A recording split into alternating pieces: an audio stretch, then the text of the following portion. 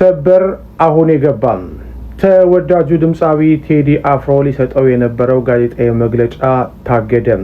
ቴዲ አፍሮ የፊታችን ሐሙስ የሙዚቃ አልበሙን እንደሚያወጣ መግለጹ ይታወቃል። ኢትዮሪካ የተባለ አልበሙን ይሄ 18 ዘፈኖች ያዘውን አልበሙ ምክንያት በማድረግ ደግሞ ማክሰኞ በአዲስ አበባ የተለያዩ ጋዜጠኞች በተገኙበት በአርቲስት ቲቪ አማካኝነት ጋዜጣዊ መግለጫ ለመስጠት በዝግጅት ላይ ያለ መታገዱ ተገልጿል።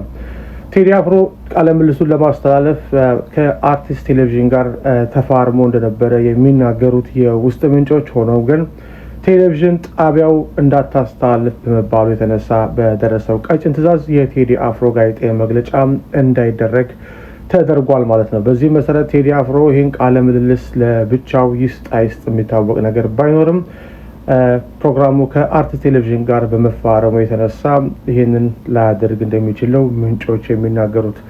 አርቲስት ቲቪ ከየትኛው ተቋም ማስጠንቀቂያ ተሰጥቶት እንደታገደ ግን የተገለጸ ነገር የለም። ምንጮቻችን እያጣሩ ይገኛሉ። አርቲስት ቴሌቪዥንም በጉዳዩ ላይ ምላሽ እንዲሰጥ እየጠየቀ ይገኛል። ዘሀበሻ ተጨማሪ መረጃዎችን ይዞ መንግስት የቴዲ አፍሮን ፕሬስ ኮንፈረንስ ማገዱ ለራሱ ለመንግስት የስነ ልቦና ኪሳራ ነው።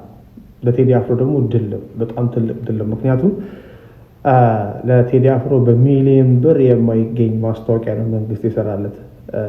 በህዋት ጊዜ ሲደረግ እንደነበረው ህዋት በከለከለው ቁጥር የቴዲ አፍሮ ፍላጎት ምን ያክል ሊጨምር እንደሚሄድ ህዝቡ እሱን ለማዳመጥ ያለው ፍላጎት ሁላችሁ የምታውቁት ነው። አሁንም የቴዲ አፍሮን ፕሬስ ኮንፈረንስ በመከልከላቸው ብቻ ነገ ፕሬስ ኮንፈረንስ ተሰጥቶ ከሚገኘው የሚዲያ ሽፋን የበለጠ ይሄኛው የፕሬስ ኮንፈረንሱ መከልከሉ ለቴዲ አፍሮ ትልቅ የሚሊዮኖች ብር የሚቆጠር ማስታወቂያ ነው የሆነለት።